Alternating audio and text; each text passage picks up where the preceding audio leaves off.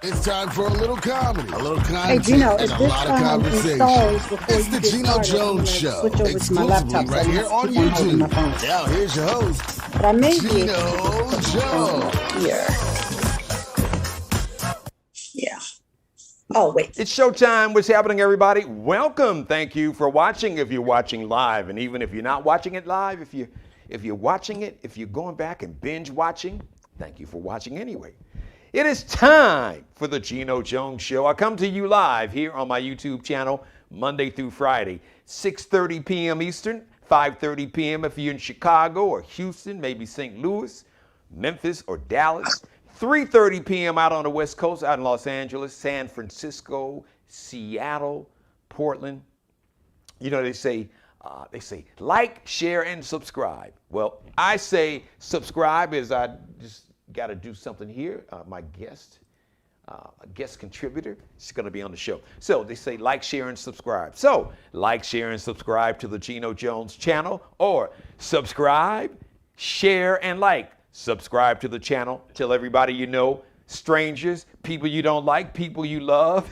It doesn't matter. Folks in the supermarket, in the gym, in the health club, wherever you may be, at a baseball game, at a football game, basketball game, in the laundry, wherever.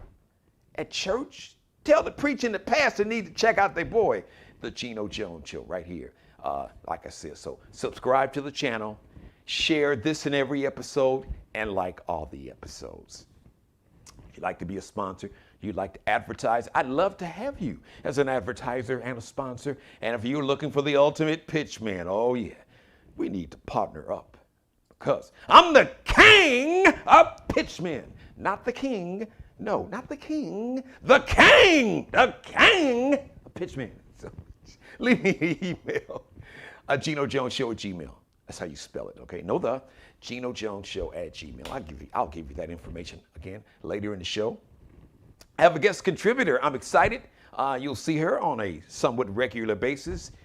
National news producer, radio personality, multimedia talent, Miss Tamala Savage. She'll be my guest contributor today, so we're going to chop that up. So let me get into my monologue.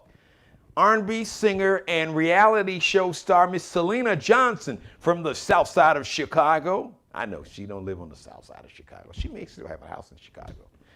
I think she's in Atlanta now. Anyway, so R&B singer, reality show star. She was even, she was like bodybuilding too. Syleena Johnson said that she doesn't think that R. Kelly should be in jail. Now, you know, about 6 days ago, he was convicted of all 9 counts of racketeering and sex trafficking. So he'll be sentenced in May, I believe May 4th of 2022. Now, so let me explain the history between Syleena Johnson and R. Kelly.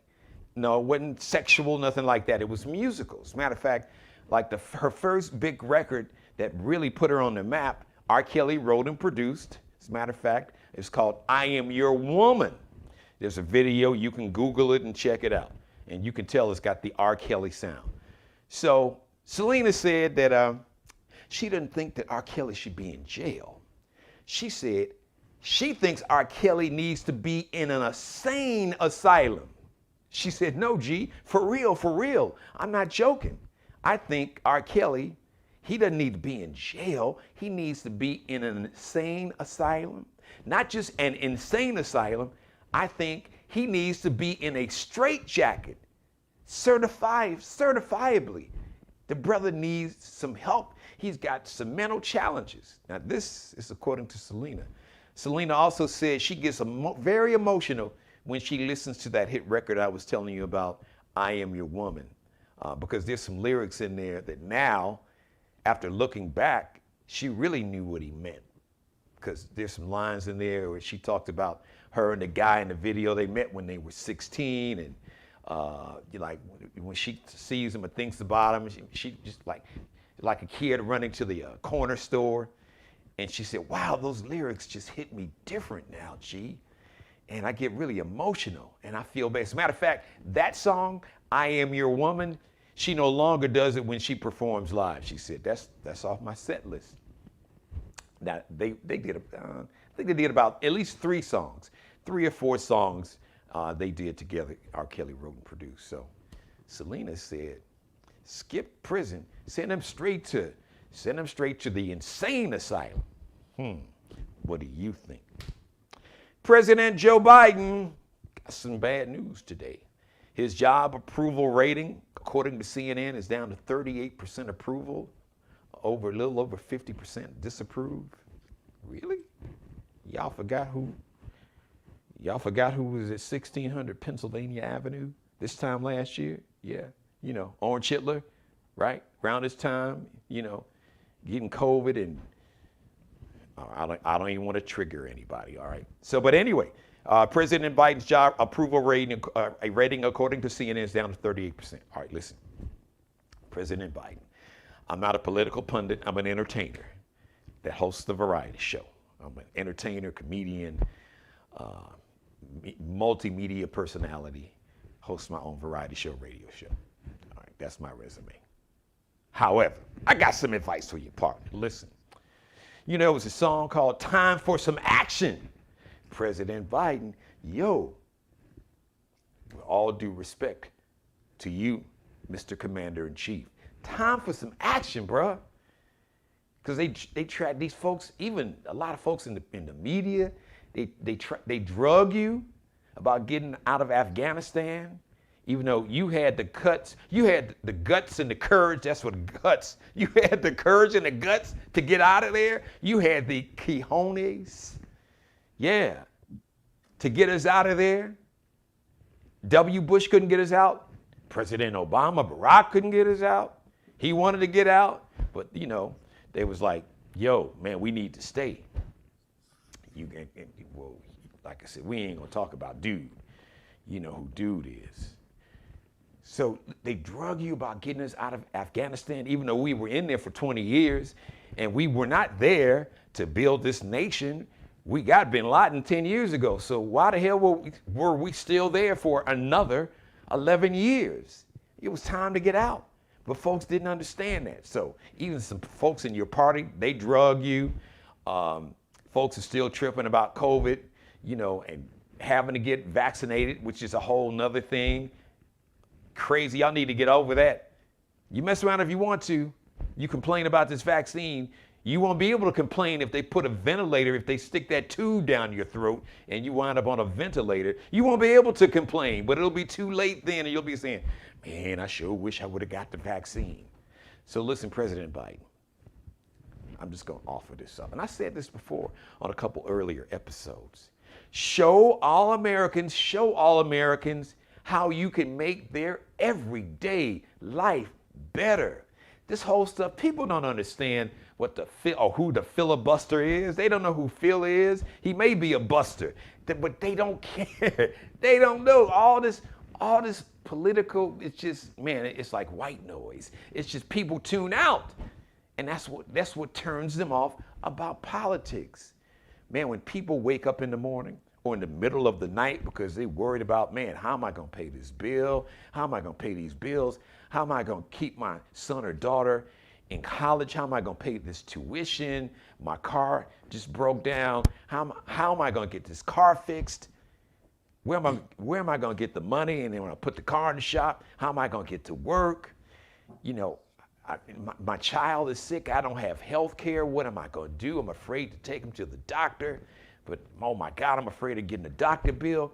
Folks are dealing, they say, it's real out here in them streets. It's real out here.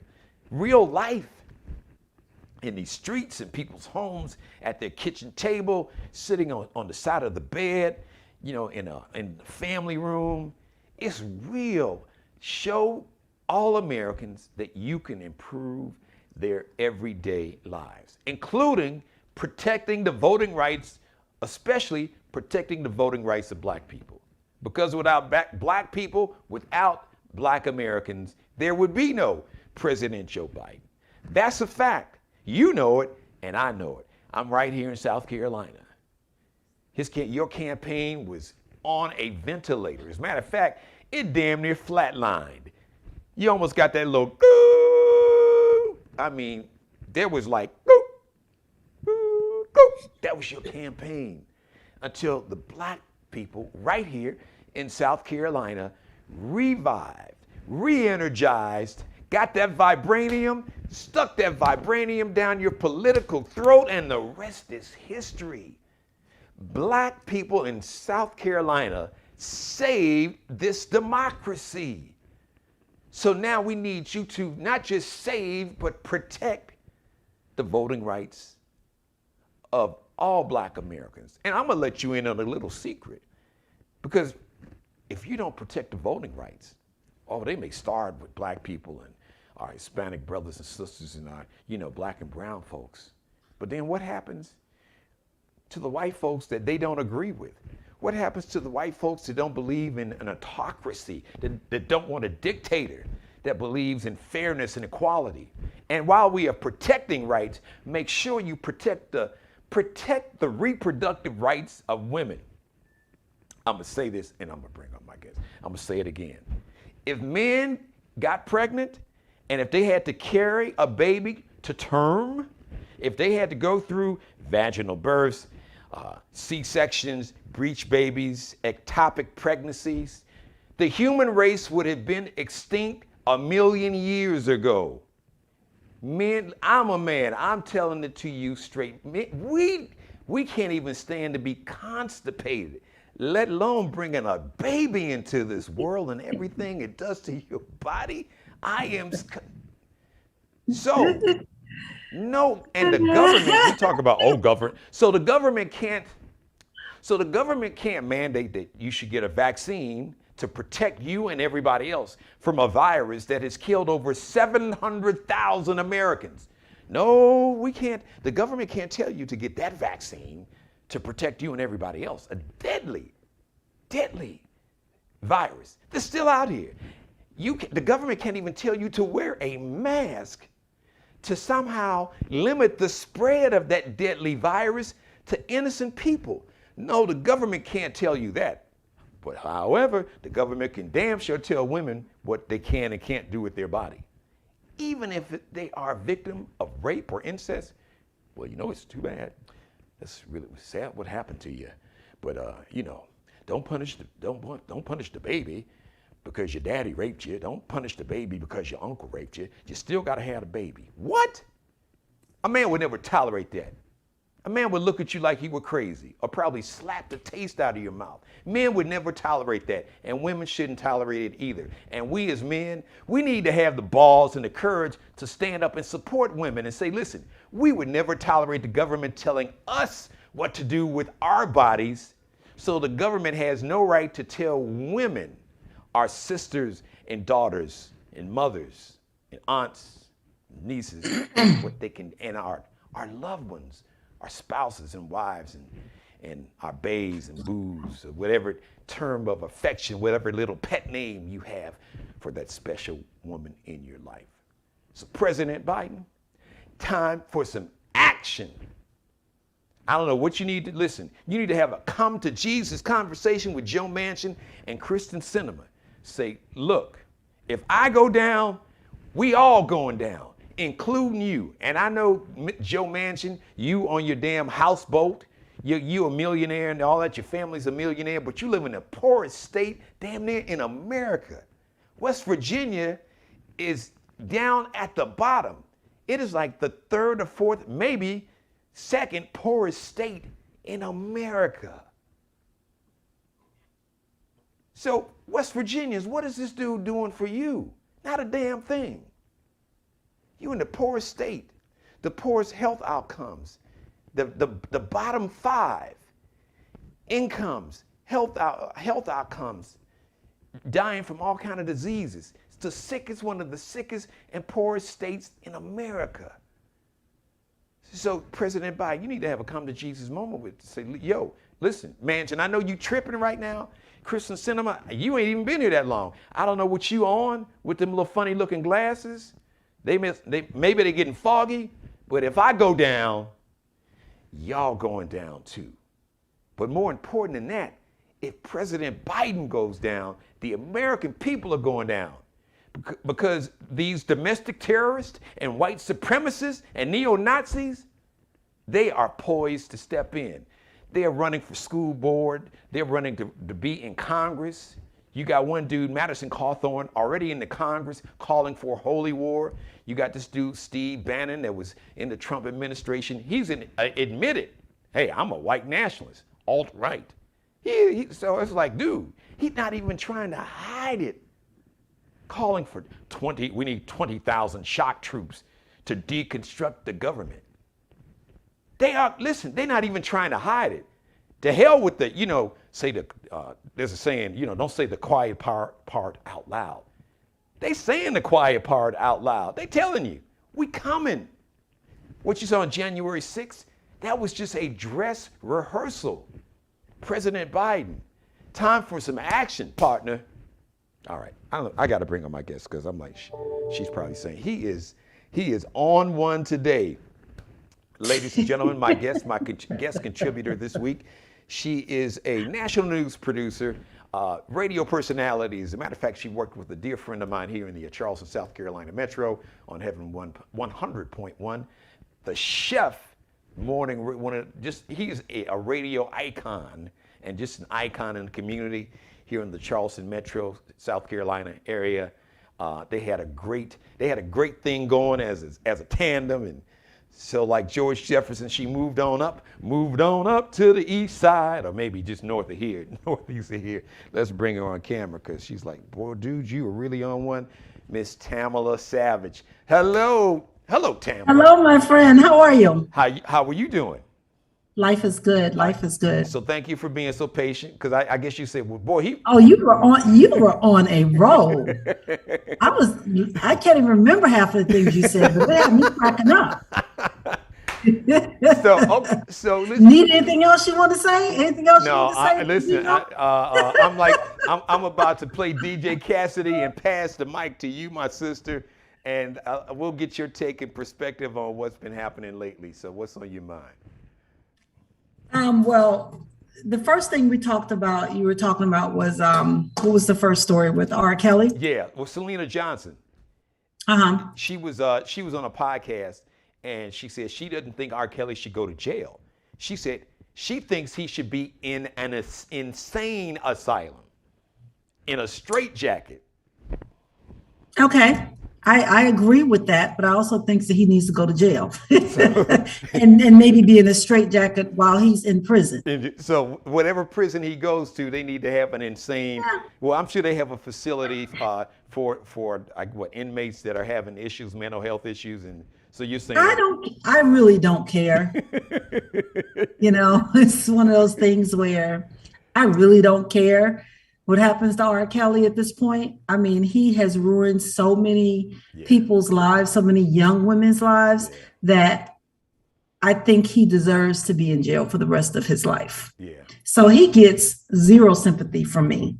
And I'm with you. But that's my opinion. Well, that's why you're on the show. I want your take. That's why you're on the show. Yeah. I'm passing you the mic. I don't feel sorry for him. And she did address that. She said, I'm not feeling sorry for him. She feels, her take, because I got a chance to actually go back and watch it, she feels that he is like severely mentally ill.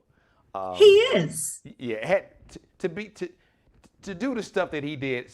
Obviously something is wrong. It's clear. But that doesn't give him a pass from doing time. He's damaged so many women, even men, because there was a man that came out. Yeah, actually, and said that he was sexually there were abused by R. Kelly. Two men testified in this trial recently in New York. Yeah. Yeah. So you can't just use your power to, have people in prison. They couldn't look at other men. They had to stand in corners.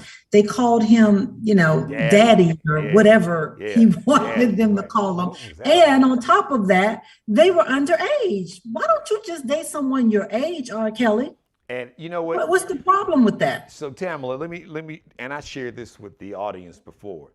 So, because I'm from Chicago, I met Robert at the time in Los Angeles when I was doing a morning radio show out there in Los Angeles, Stevie Wonder Station, and he was in a group called MGM Grand, and they were competing back in the early '90s. Natalie Cole had a show called The Big Break, and they were finalists. So like the weekend before they went on the show and did the taping, his manager at the time was a guy from Chicago who we were friends. You know, we'd see each other out, you know, in social circles, you know, traveled in the same social circles. And I'll never forget, he called me. He said, "Hey, Geno, listen, man, I want, you know, you get a chance, come by the hotel." They were staying at the Sheraton Universal out in Burbank, California. That's all part of the LA Metro. I'll never forget. Yeah. They invited me up to the room. They had a big gray boom box. They played a tape. It was basically a demo tape. That demo tape turned out to be the Born in the 90s album. Like a couple years later, when that album came out, I was like, wait a minute, that's the exact same music I heard on that boom box. Wow. Wow. So, but I'm sharing that story to say there were people who I know who were very close. There were people who worked for R. Kelly that I know. There were people who had worked for R. Kelly even in the 90s and the early 2000s that I would see from time to time when they would go on tour or when I would go to Chicago, that I had conversations with, that they would say off the record, they would be like, "Hey man, you know, we've been trying to, you know, we try to talk to Robert or Kells and tell him, man," he said, "Yo, you need to cool out." But he wouldn't listen. So outside of his mother, Pat, well, outside of what happened, outside of what his sister did to him, which is a whole nother story. And What did his sister do to him? well, his brother said his sister molested him. And his older sister tried to molest the brother, and I forgot the brother's name. He did several interviews. As a matter of fact, I think in one of the Lifetime documentaries, I don't know, it might have been the second, because you know they had like two parts. So they had Surviving R. Kelly, and then they came back with like the second Surviving R. Kelly. And I think the brother was on there. But outside of his mother passing, fame and his fame and the money that came with that. And when he got off, because he was convicted in 2004 in Chicago. Right. That's what I was going to say. Yeah. And he had enough money, basically, his attorneys were able to kind of just stall out that trial for 4 years. So it probably paid the family off. Well, there are rumors that that whole child pornography case, it was based on this videotape. Everybody heard of the quote unquote the P tape. And the young lady in the tape was this R&B singer named Sparkle's niece. And Sparkle, because she was in Surviving R. Kelly, because she was pretty pissed off because people were calling her and telling her, "Hey, your niece has been down here hanging out in the studio with R. Kelly." And she was like, "What?" So it turned out that Sparkle's sister, who was the young lady's mother and father, were just letting her come down. As a matter of fact, it got so twisted. The father of the young lady was in R. Kelly's band at one time. Yeah. So there were reports, they got a house, big house, cars, the whole 9 yards.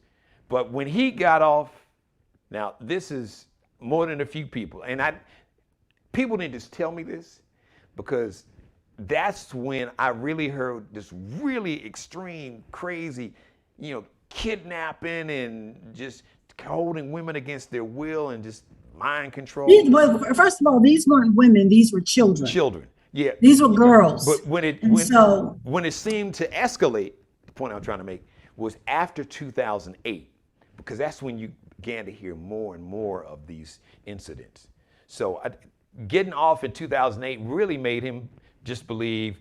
I mean, I guess he took. He was indispensable. Yeah, he really believed that. I believe I can fly. He just took that to his. That just went to his head, honestly. And I'm not. I don't mean to be funny. I'm serious. That from what I've seen, and from what I know, and from people who were around him, even working for him, when he got off in 2008, he thought he was bulletproof. Like I said, he took those lyrics serious. I believe I could fly, which meant he felt he could do anything and get away with it because people loved him so much that he would never be convicted.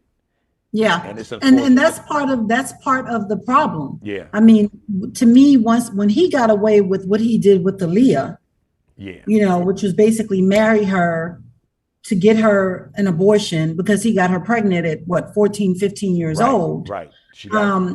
He's had so many chances where he could have walked away and lived a normal life, right? Like he just could have just said, okay, God, you've given me all these warnings. I'm not going to push the card anymore. But he kept on. And part of it, like you said, was he felt like he was indispensable. The other sad part to me is people are so enamored with fame. Yeah. And they will sell their souls to get attention. Or the souls of their or children. to get that stardom and that light. And he used his power to convince these young girls and to intimidate and to bully and to manipulate them into doing what he wanted them to do. And they didn't know how to get out of it. So as far as R. Kelly is concerned, I really think that he needs to spend I don't even think he needs to spend the rest of his life in jail. Oh, I don't think you have to worry about that. Just off this trial alone, because he can get anywhere, because he's 50, I think he's 54, 53, somewhere around there. He could get anywhere from 20 years to life just for this trial. So, he's got a trial in Chicago. So basically there's going to be another trial related to like child pornography. I forgot the exact, and then there's going to be a trial in Minnesota. So, but he's had chance after chance after chance after chance, and where he's basically gotten off scot-free, right. And enough is enough. And let me say this: the people who he might have listened to, he basically got rid of those people. So the only people he basically kept on his payroll and around him, close to him, were people who, for whatever reason, couldn't stand up to him. They were yes men and yes women. Well, they were yes men because they wanted the money. They liked the lifestyle. Right. They liked the fame. They liked the attention. They liked being able to get on the flight and go wherever. And he had them on his bankroll. Right. And to me, they should have some accountability as well. Well, it's funny because a lot of those people testified against him in this trial in New York. Yeah. And that was to get deals. And that's our legal system. But the law of the universe, as I like to say, karma is real, and karma will catch up with you. But just, I'll wrap that part up, and you can go ahead and whatever else you got in your mind. I know you got to run. I don't want to keep you too long. What I hope, Tammy, what I hope comes out of this, Tammy, I hope that people don't just look at R. Kelly, don't just look at Larry Nassar, because that's another case. He was the team doctor. First, he was a team doctor at Michigan State University. He was a team doctor that had raped and molested over 200 young girls who were gymnasts, primarily the ones that were on the United States gymnastics team, including Simone Biles. So he's in jail for the rest of his life. But what I hope, because we're in the media, R. Kelly's a high-profile case. Everybody knows about that. But in our families, Tamala, there are uncles, there are stepfathers, sometimes, unfortunately, which is crazy, it's unfortunate, but biological fathers, their brothers, their nephews that are molesting and molesting, harming, sexually abusing, assaulting children, girls and boys. So I hope that now, especially in our community, I hope in the community of the human race, but specifically, I hope that they say charity and cleanup starts at home. I can't clean up your house until I can make sure my house is clean. I hope that we change the culture and create a culture to where it is unacceptable that we're not going to look the other way. We're not going to stick like Uncle Joe in the back room and say, don't go back there around you. No, if he got a problem, get him help and tell him he's got to get help or he's going to jail. I don't care if it's your uncle. I don't care if it's your stepfather. I don't care if it's your brother. I don't care if it's your buddy. I don't care if it's your fraternity brother. I don't care if it's a dude you play basketball with or go to Vegas with or gamble or go to the games with. We have to make it unacceptable. And especially as men and as a man who has daughters and as a man who has family members that have been victims of domestic and sexual violence, we as men, as far as I'm concerned, have a special obligation to change this culture and to encourage hey man, dude, we got it. What we're not gonna do, we're not gonna do this. Now, I will get you some help. I will help find somebody, some counseling or whatever you need, some meds. He should have gotten himself some help. He's a grown man. He could have gotten himself some help. But listen, he doesn't get a pass because he was molested. Oprah Winfrey was molested. Right. And she turned out completely different. There are plenty of people, a couple of acquaintances that I know that was molested by siblings and turned out to be productive citizens. So it happens to people. And we all have sympathy and empathy and compassion for those people. But just because it happens doesn't mean that you turn around and you do it to other people. And what he was doing was a lot worse. Right. And I'm with you. He was keeping these people captive, holding them hostage. But here's my thing. As a community, Tamala, as a community, we have an obligation, especially when it comes to issues of domestic violence, sexual violence, molesting children. We have to change the culture. And I'm just being honest. And as a man, I'm saying we have, but you're a woman, and I'm sure you can speak to women. Sometimes women know about things and they look the other way. That's what I said. We as a culture, we can change this culture, and we have to make it unacceptable. So where even because you say, yeah, he could have changed. Well, some folks are so far gone, they can't change. So when they can't change, that's when we collectively as a community need to step in and say, hold on, partner. As my grandfather said, he had a term, let me pull your coat. We need to pull your coat. That means we need to talk to you, and we got to correct this behavior, and we got to make it clear. It has to be clear, undisputed, no ambiguity, no maybes. No, it has to be. This is what we will not tolerate. What we will not do, as the kids say on the streets, we will not. And the other question is, where were the parents? When you have these young girls and they're allowing them to go to these parties and they're allowing them to go to these studios and hang out with these older men. Well, let me say this, the parents also need to hold some accountability. Yeah, but I just say as well. Here's my thing. I will say, let's be careful when we start to shame parents, because you're a parent and I'm a parent, and we want to support our children when our children have dreams. And at the end of the day, because listen, at the end of the day, you were talking about accountability and how the abuser, the molester, that person needs to be held accountable. So it's easy to shame the parents, but a lot of times these parents, they trust their kids. They had a dream. They wanted to pursue a life as being a singer and an entertainer. Right, but it's not about shaming the parents. It's not about shaming. I'm a parent, and I have young adults as well. It's you do want them to follow their dreams, but you're a parent, not a friend. And sometimes that gets a little confused with a lot of people, a lot of families. They're trying to be their friend and not their parent. If you're 16, 15, 14, you need to be in the house by a certain time. You don't get to hang out all night. I don't care how famous he is. I don't care who he is. I don't know how much a lot of these kids were hanging out all night. That's just something was going on for R. Kelly to do what he did. Well, there were a lot of people around him that lied about a lot, and a lot of people can, and listen, let's be honest, And I'm certainly not blaming, I'm not, shaming any of the parents, but we have to be parents and not friends. No, I listen, I agree with that. But my take is, at the end of the day, it's easy to point fingers, because we could point fingers at what about all the people that were around R. Kelly that enabled him? Yeah, listen, you know what? Okay, we'll go down this rabbit hole. Let me go down this rabbit hole real quick before I have to wrap up the show.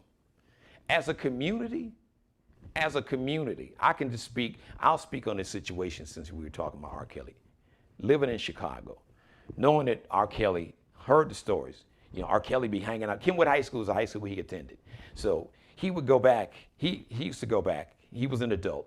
He'd go back. He'd have his new cars. And people know it was almost like a running joke. R. Kelly's sitting in front of Kenwood with his new ride, Benz, whatever, and these young girls, 15, 16, 17, 14, it's R. Kelly. It's R. Kelly. Yeah, and I get that. But I used to love Michael Jackson. So and, let me. we used to love New Edition and So, Prince. right. So let me say that. this. So a lot of times that we as a community, we will give famous people who have a lot of money and power, preachers.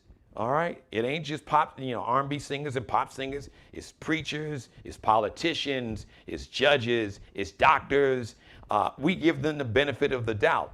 So collectively, as a community, we failed these kids, these girls. All of these victims are in Chicago. Even myself, there's a part of me that feels like, wow, I feel that a part of me, I should apologize.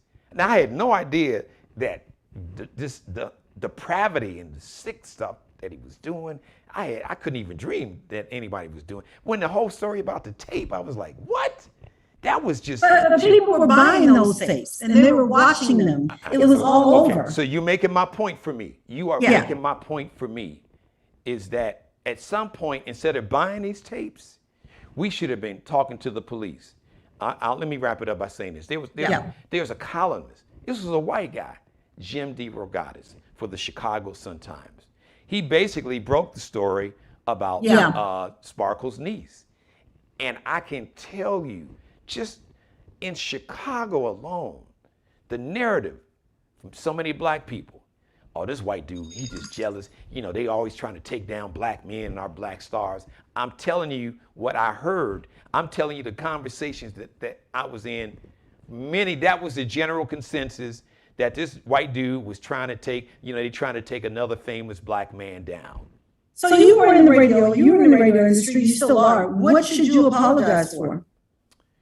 What would you have apologized for? It's just because I was part of a community living in Chicago that I wasn't part of the solution. This is the lesson that I hope that we learn. I hope that we take protecting our girls, especially our young black girls, the most unprotected, disrespected, devalued, diminished, unlistened to person in America, maybe on the planet, is a black woman, and especially a young black girl.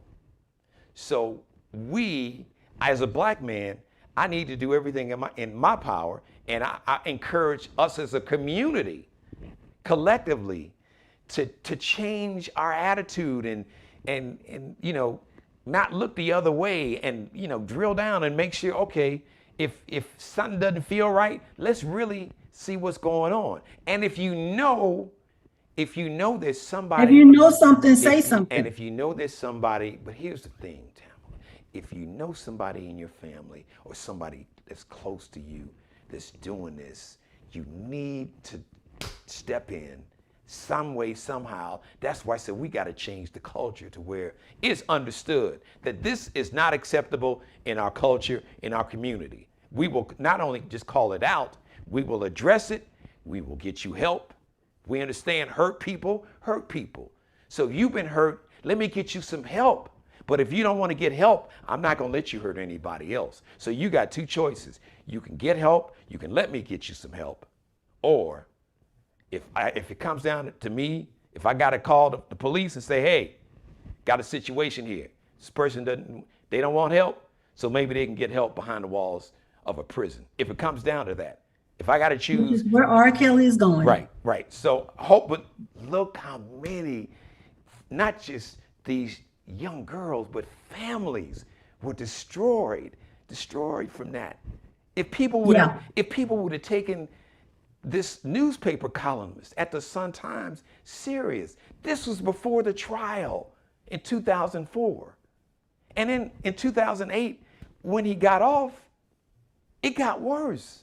And people, so just imagine if there could have been an intervention way back in the 2000s, how many lives would not have been ruined of those young girls and their families. So that's why I said that's what I hope that from this tragedy going forward, I hope that we can just change just our attitude. Now, I understand it can be comfortable if it's somebody in your house, if it's an uncle, or if it's a stepfather, if it's your brother. I get that. But, you know, my grandmother said, there's no right and wrong. I don't care who you are. There is no right way to do something wrong. I don't get that, because if you do something to my children and I find out about it, I don't care who you are.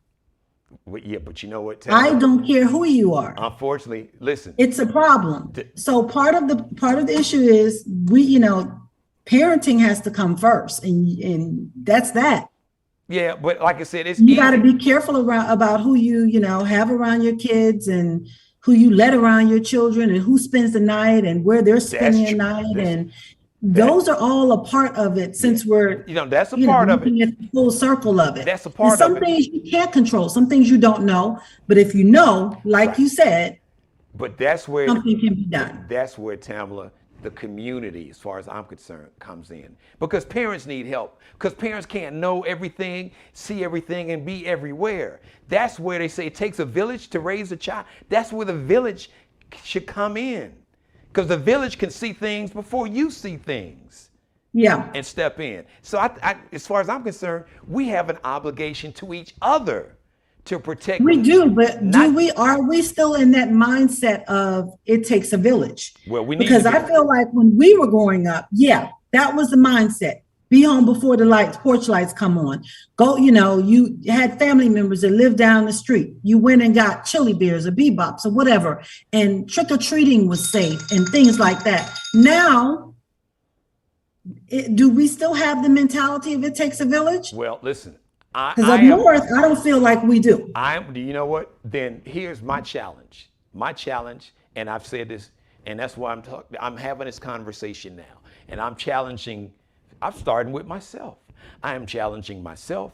I am challenging you. I am challenging everyone that's watching. And I've said this on multiple episodes. We, not me, we, not you, we have to change the culture and create a climate to where it's not acceptable, and be that village, and not support parents, because we are all parents, and we all know that we can't see everything and be everywhere. That's where the village, we have each other's back.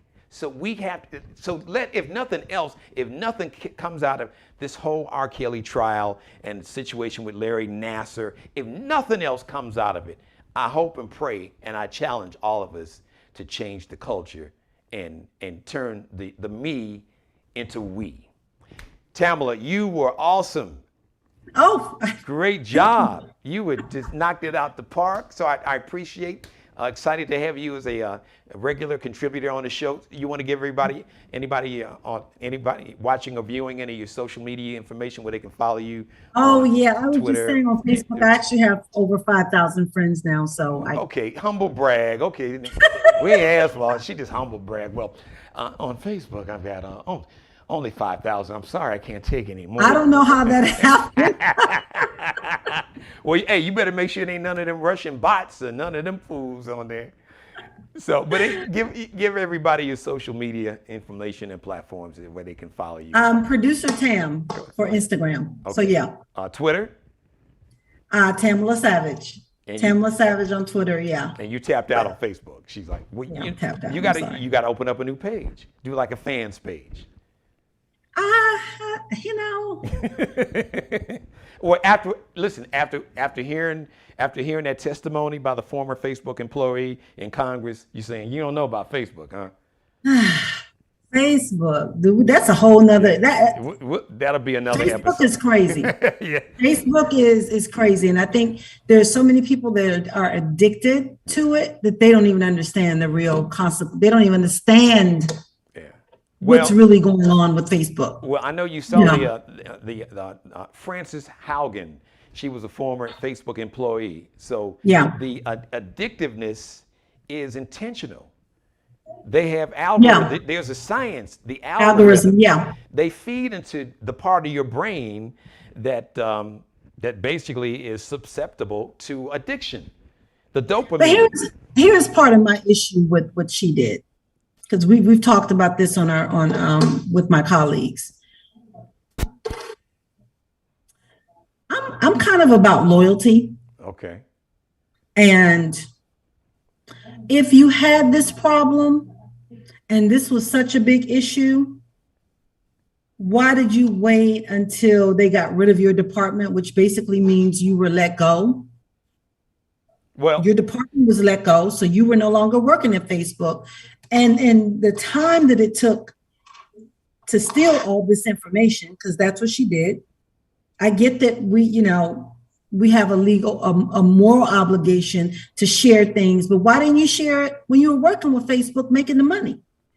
Well, when they let go of the department, now you're the whistleblower that wants to come out. And believe me, she's going to make a whole lot of money with this information that she has on Facebook. And, out of fairness and being objective, Zuckerberg is saying, not true. Stop. It's that all of it is not true. We're not out to ruin families and ruin kids and all of this. Yeah. So I have a little issue with how she came out and the timing. Well, the data doesn't lie. The evidence doesn't lie.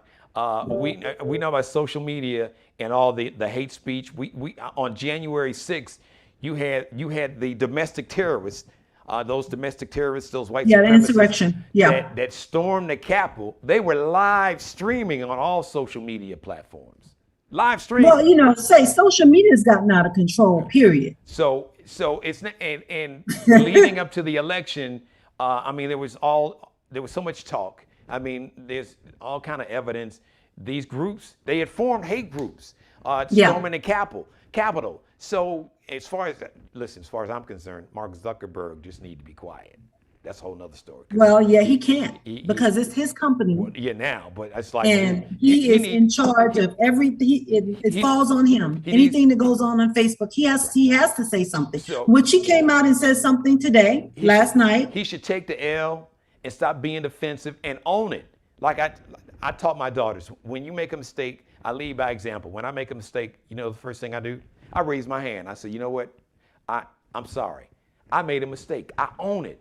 Just own it, Mark Zuckerberg. The evidence, their own internal research showed they knew that Instagram, it harmed the self-esteem of young teenage girls and how it emotionally affected them in a negative way. They understood that. Here we go back to that parenting. Well, I know, but that's such an easy. But I know, see, Tamala, that's such an easy. Here we go back to that parenting. But Tamala, that's such an easy out, and companies use that excuse. Well, it's up to parents, but parents' lives are complicated.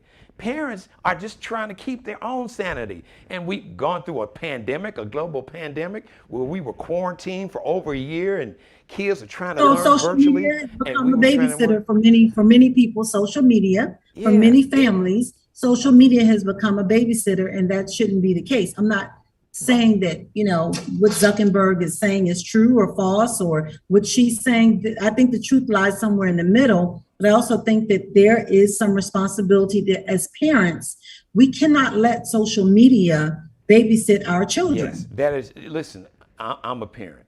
We are, at the end of the day, a parent's number one job is to protect your child.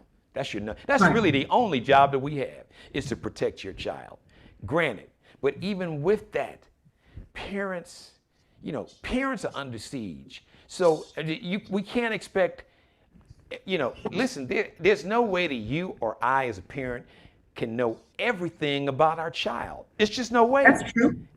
You could hire a private investigator and try to follow them around 24/7, and you're still not gonna know everything.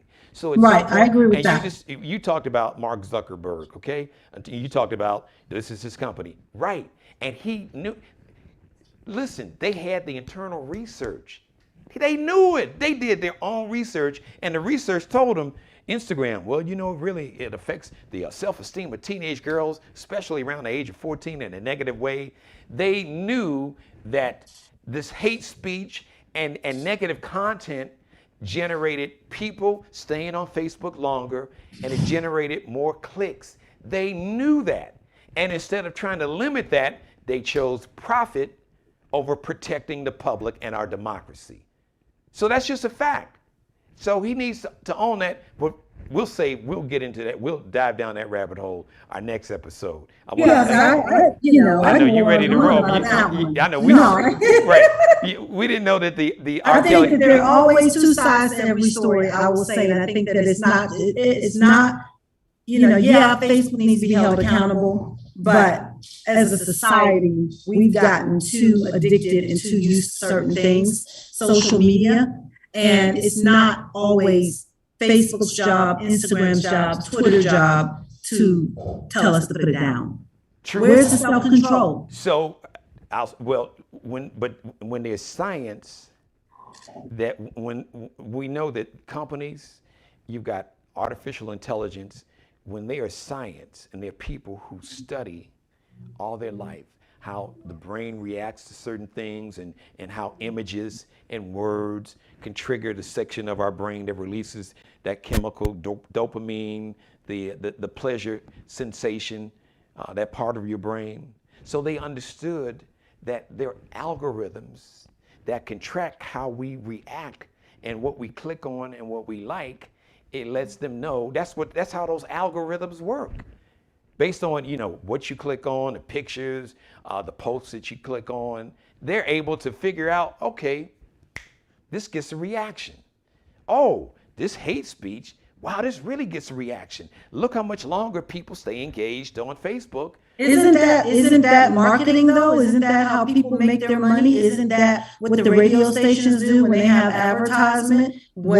How businesses make their money by marketing and by doing certain, certain catchy phrases like we call them in the news, teases. I'm going to tease you because I want you to come back and listen to this other story.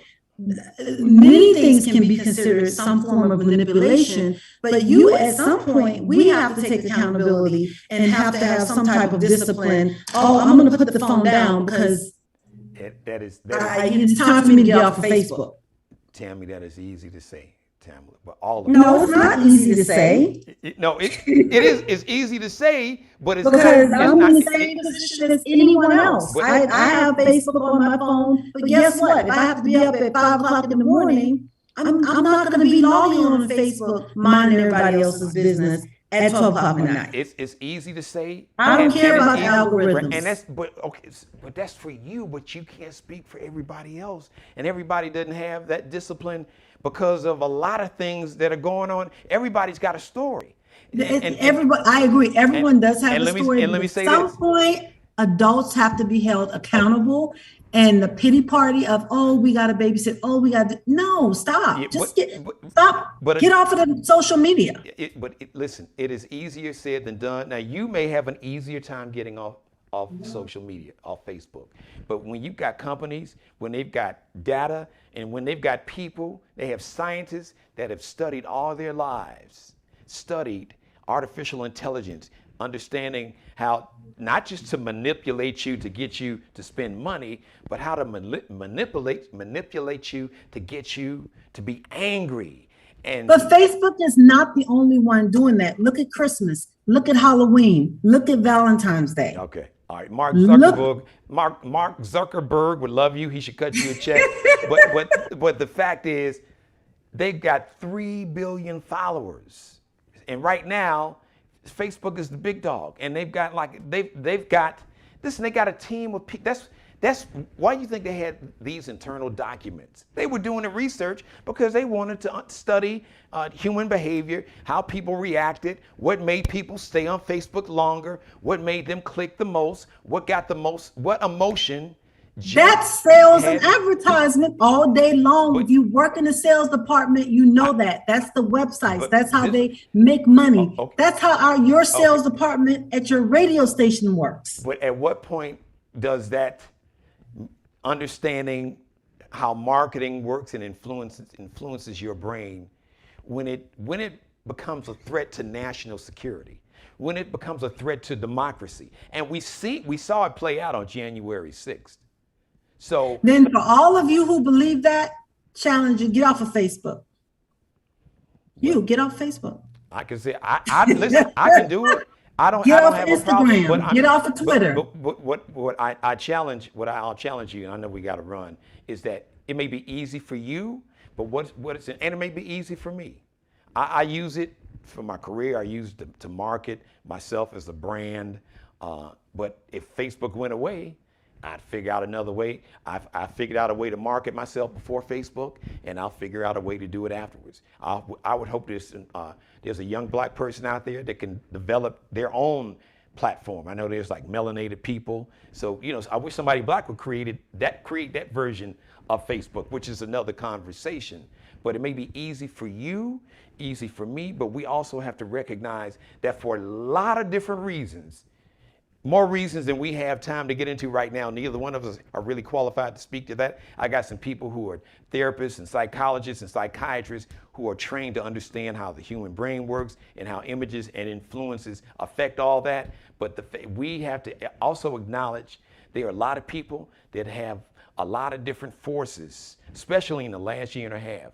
So just because it's easy for you and it's easy for me, obviously it's not easy for a lot of people for a lot of different reasons. Some people are doing it to self-medicate. Some people are doing it to reinforce their own worldview, be it hate, racism, bigotry, misogyny, patriarchy, sexism.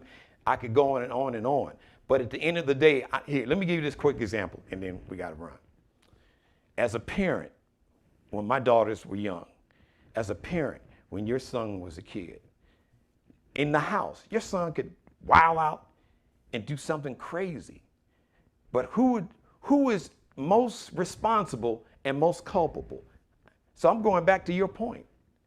The point is, as a parent, you have the most responsibility. And Facebook, platforms like Facebook, Instagram, you can throw Twitter in there, with the power they have, with the knowledge, with the resources that they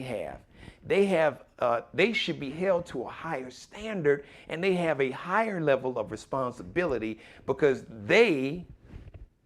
those platforms can do more harm. When you've got over 3 billion people who use your platform, you have a hell of a responsibility as to somebody that has 100 people on your platform. That's just a fact. I mean, don't get me wrong. I think we all like social media. I like it because it allows me to keep up with my friends, keep up with family members that are in Charleston and other places that I may not see every year or especially during COVID. So it's all guilty pleasure, right? For many of us.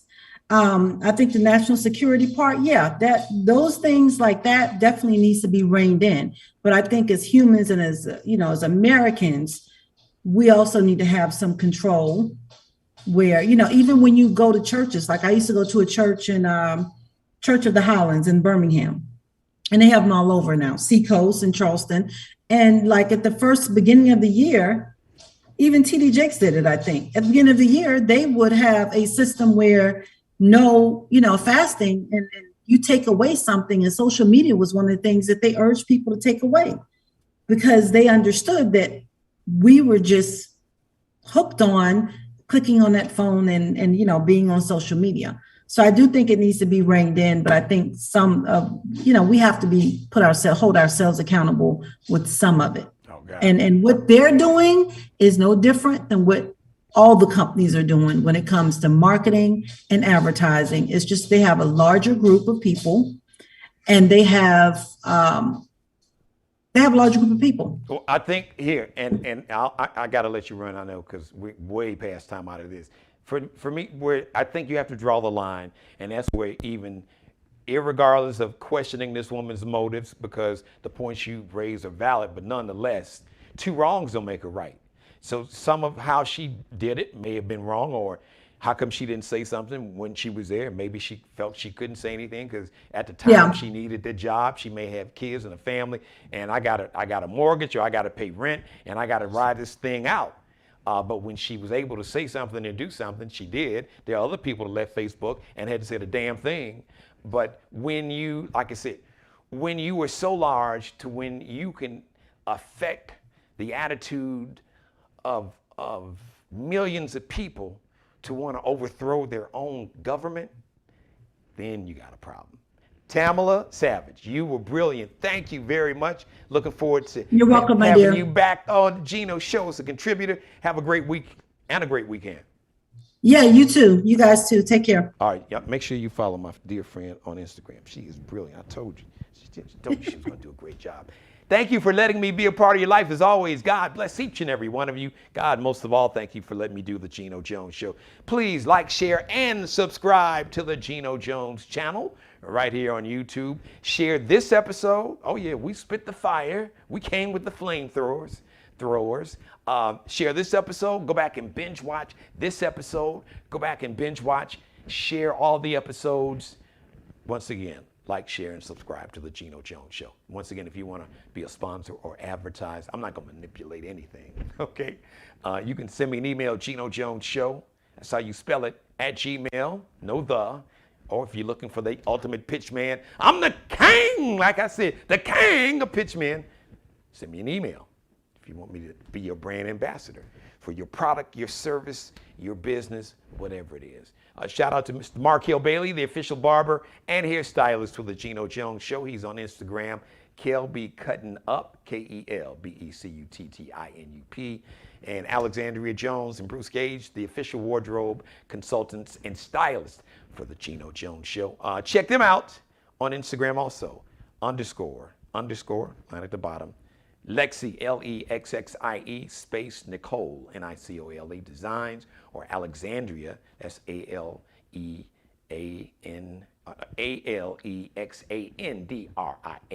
because, you know, Alexandria is spelled a couple different ways. ALEXANDRIA, Jones, or Bruce Gage, GAGE. I love each and every one of you. I really do.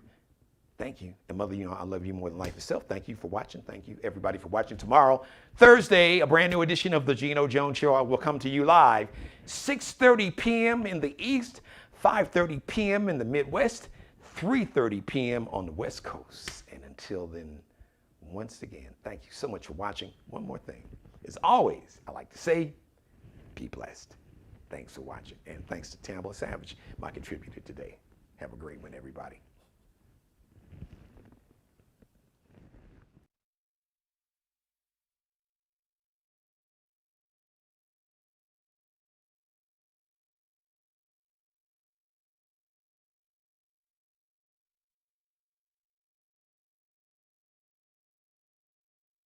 Subscribe and tune in to the next episode of The Geno Jones Show, exclusively right here on YouTube.